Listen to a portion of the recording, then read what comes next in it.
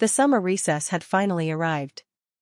Enveloping the area in its enchantment of liberation, I found myself as an 18-year-old college freshman alone in the sprawling silence of our family home. My mother Eleanor, a woman of endless social engagements, had just returned from a whirlwind visit with her sister only to immediately flit off to another rendezvous with my friend. My father, a renowned surgeon, was halfway across the globe immersed in a 2-month medical conference in Dubai.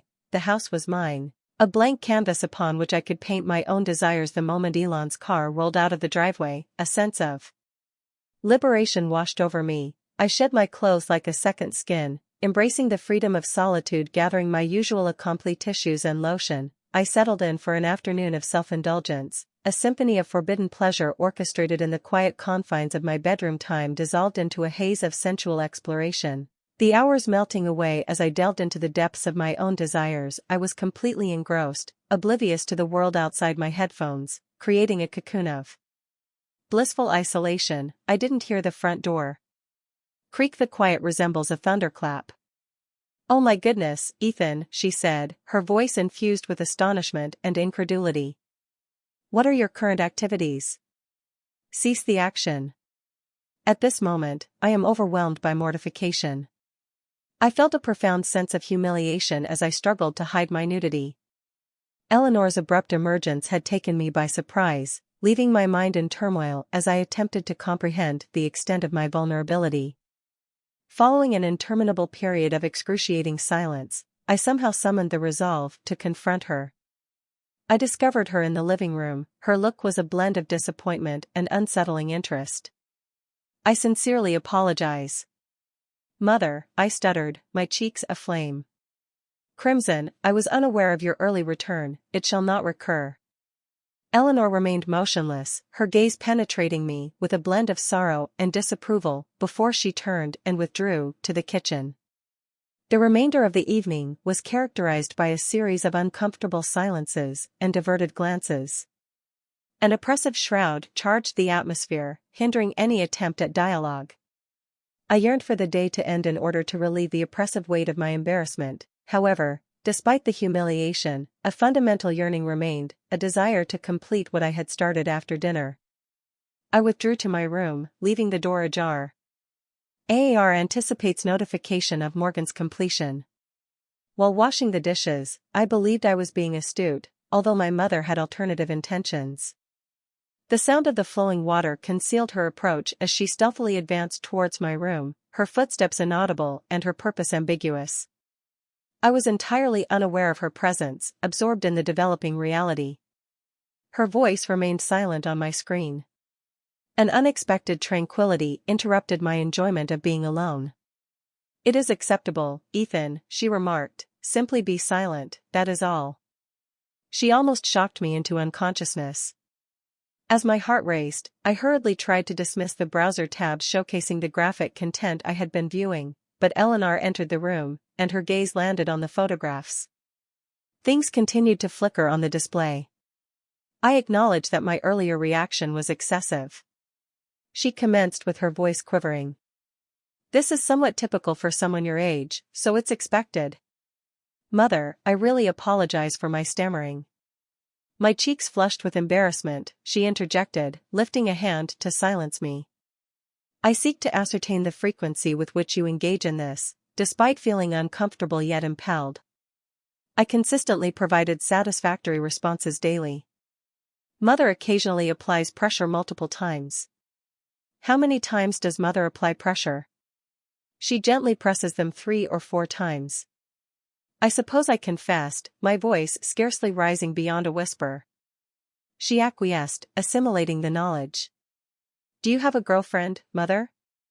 I admitted everything.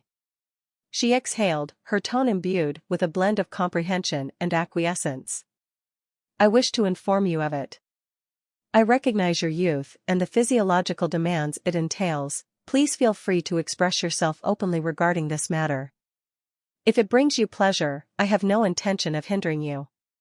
However, I cannot leave the premises multiple times a day to ensure your privacy. I will simply attend to your needs as necessary. To act and disregard me." Before I could reply, she turned and exited the room, leaving me completely perplexed. How did this conversation transpire? It felt weird, akin to a scene from an eccentric dream. A few days later, during dinner, Eleanor nonchalantly asked Ethan, "Did you attend to your well-being today?" "I almost asphyxiated on my meal, Mother."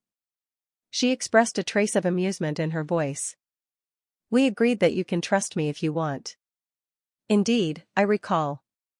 I continued to babble in discomfort with this recent transparency. "It is acceptable, son. Do not be concerned about it. Let us conclude our meal." I was incredulous about this. As events unfolded, it felt as though I had entered another reality. Following supper, I withdrew to my room, still contemplating this peculiar new normal.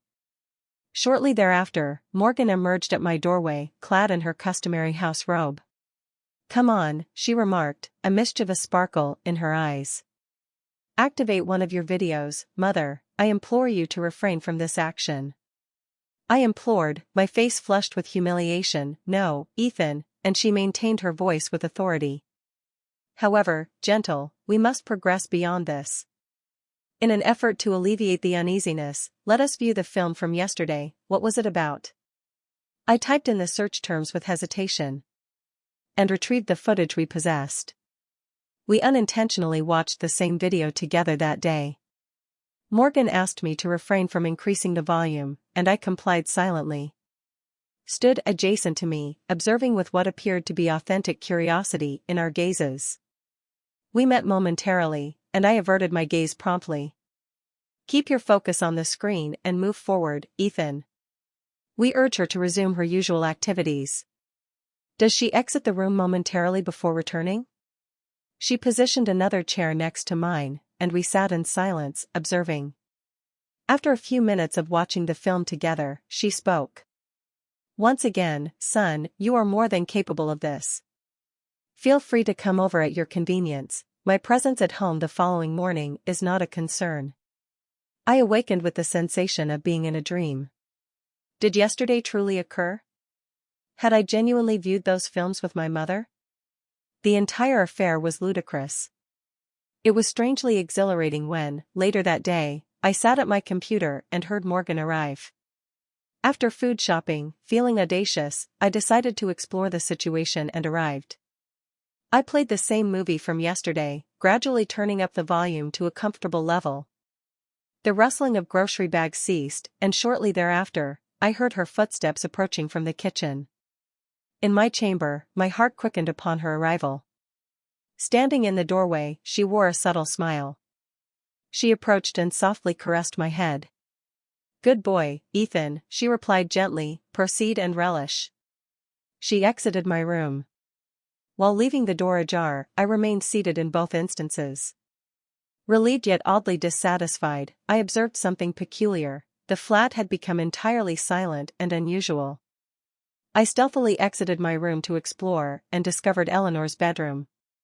Eleanor had closed the door, an unusual sight for this time of day.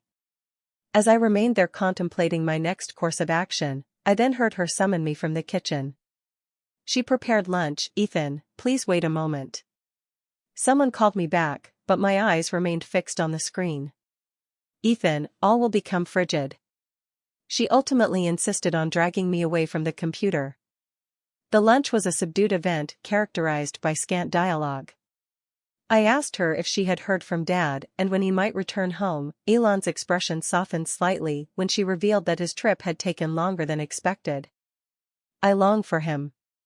She acknowledged a trace of melancholy in her tone despite the events of the prior day. Persistent tension and discomfort lingered between us, creating an atmosphere none of us understood how to handle as the day progressed. Nonetheless, the ambience progressively brightened, allowing us to partake in several ordinary chats, exchanging smiles and laughs. After a brief return to the comforting familiarity we once experienced that evening, we settled in to watch a few episodes of our favorite television series, Game of Thrones, before retiring to our various rooms, approaching 1:10 a.m. However, slumber evaded me. I chose to partake in my evening ritual, selecting the larger screen in the living room, when Morgan appeared from her room as if compelled by an unseen power. "Oh, you chose to observe here?" she inquired, positioning herself next to me on the couch. "Contact me next time. I wish to view."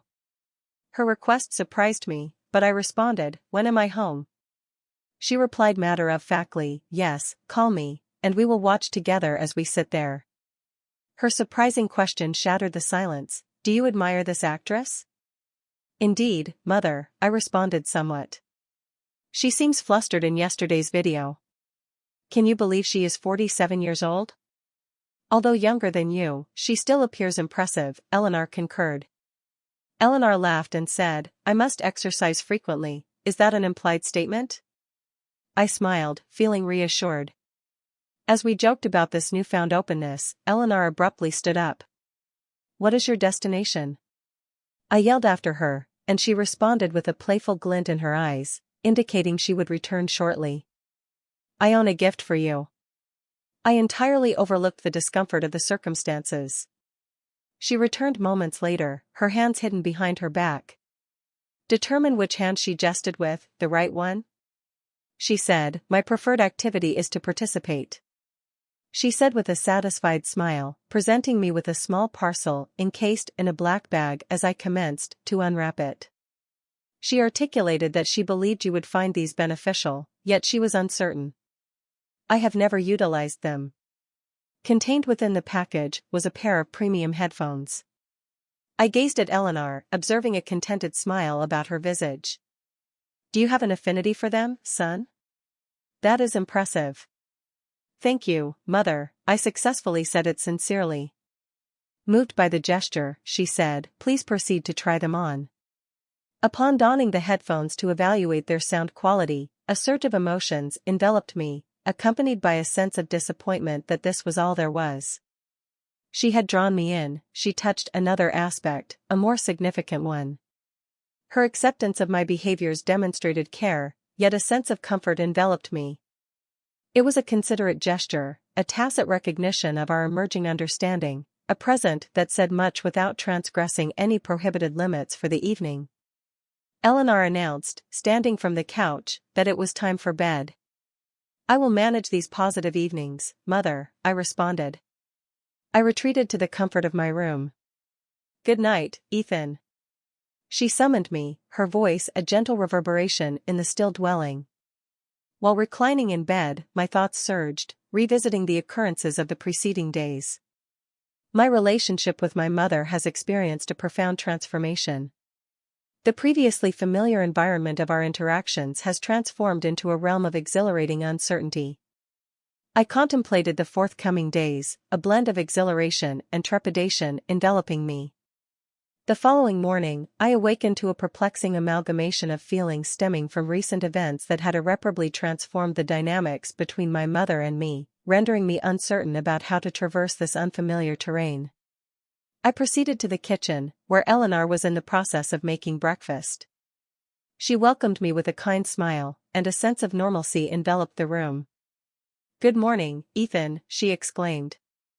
"Did you rest?" "Indeed, thank you," I murmured, still experiencing a residual uneasiness from the revelations of the previous night. "The new headphones are excellent."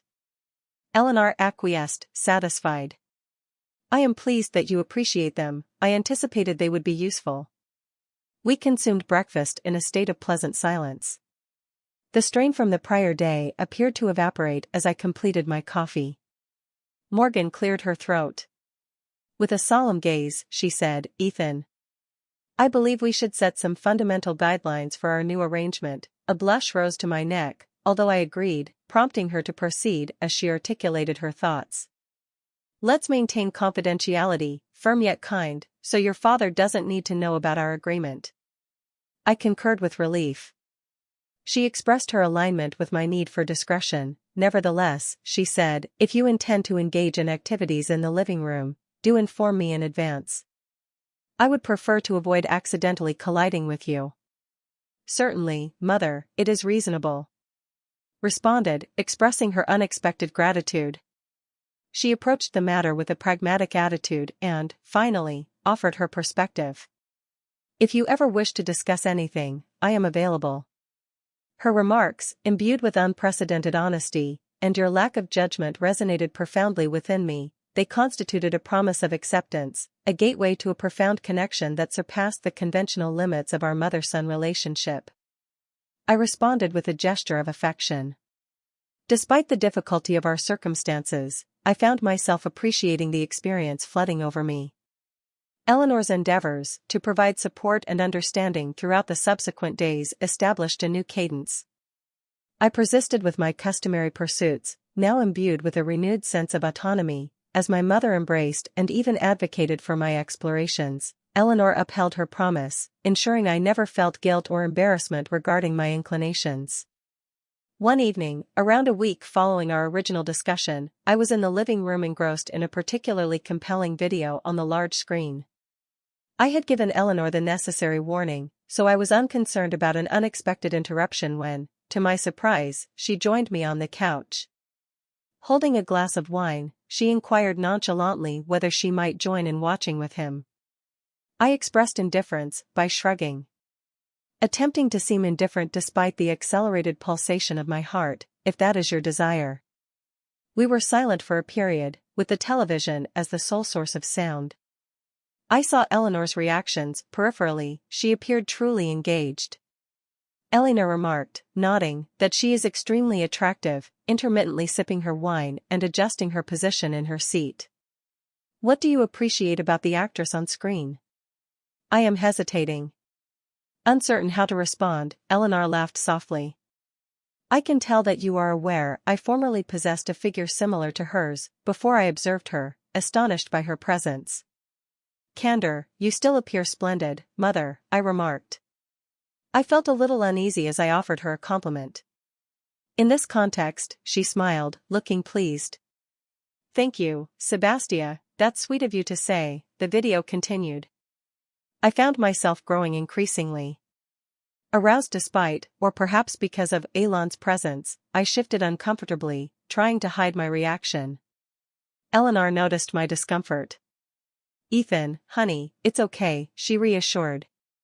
Me remember what I said, don't be shy. If you need to take care of things, feel free to do so. I froze.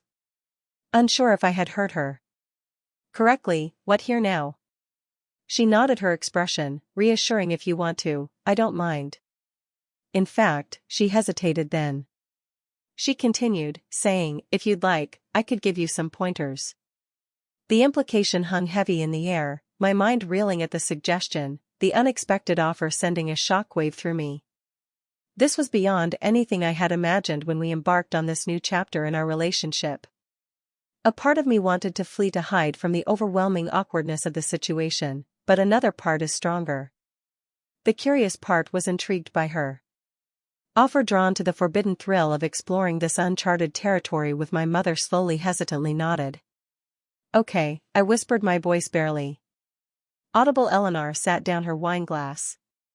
Turning to face me, her expression mixture of tenderness and determination. All right, she began, her voice calm and reassuring. First things first, relax.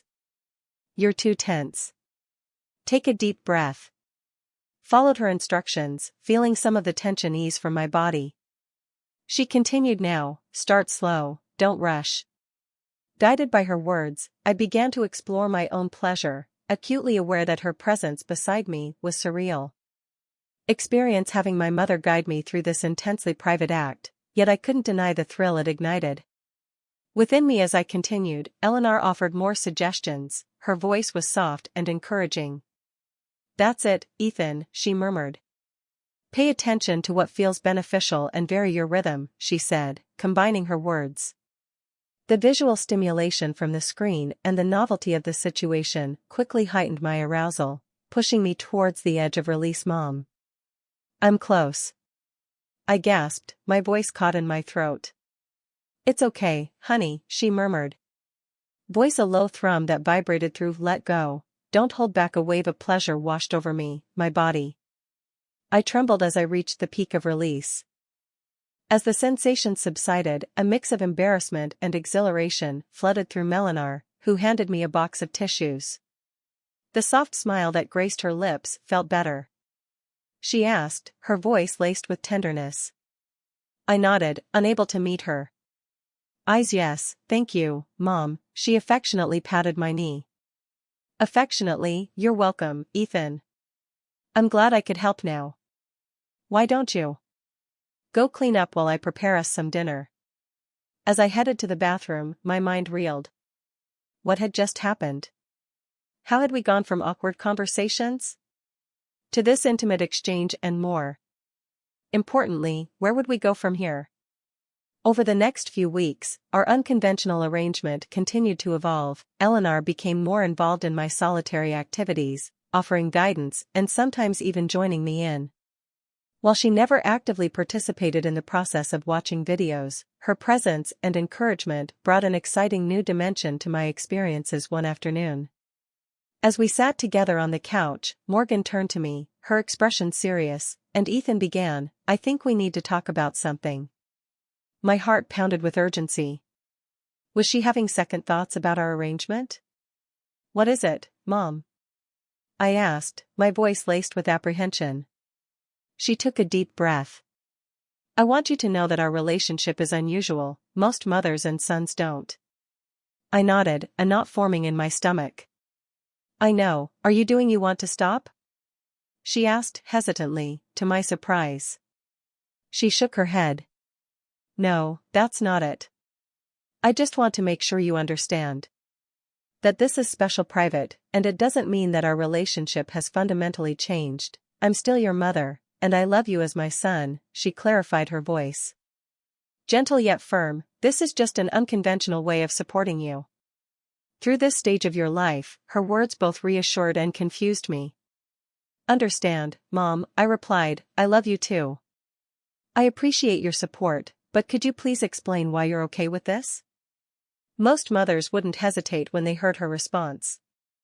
I suppose it's because I remember how difficult and confusing these feelings can be at your age, she confessed, her voice tinged with a hint. I was filled with sadness, lacked guidance, and consequently made some poor choices. I want better for you, Ethan.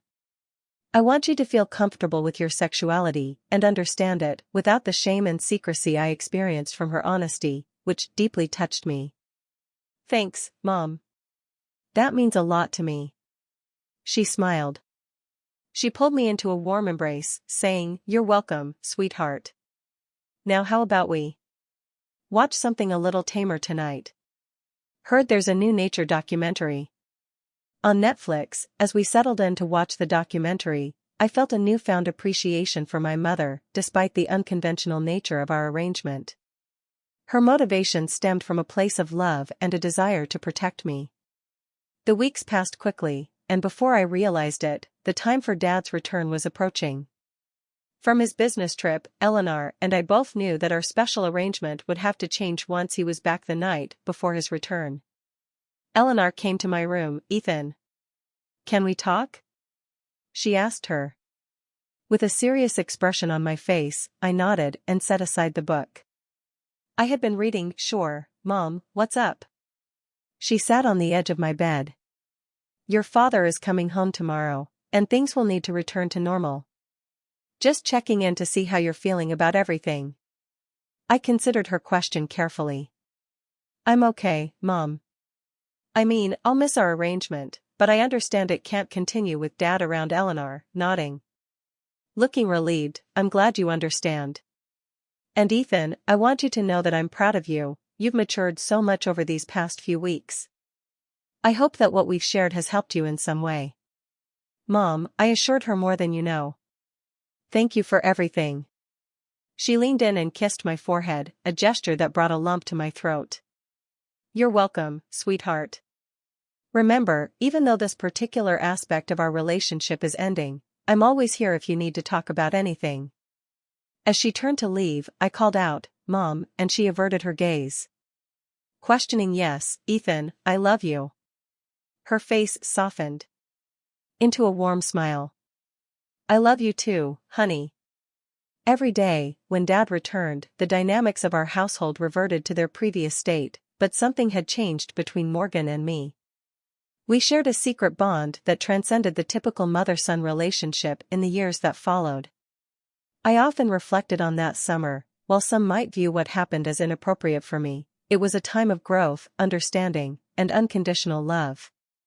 Elon's unorthodox approach had given me confidence and self-awareness that many of my peers lacked as I navigated relationships, and my own sexuality in college and beyond carried with me the lessons she had taught me, her openness and acceptance.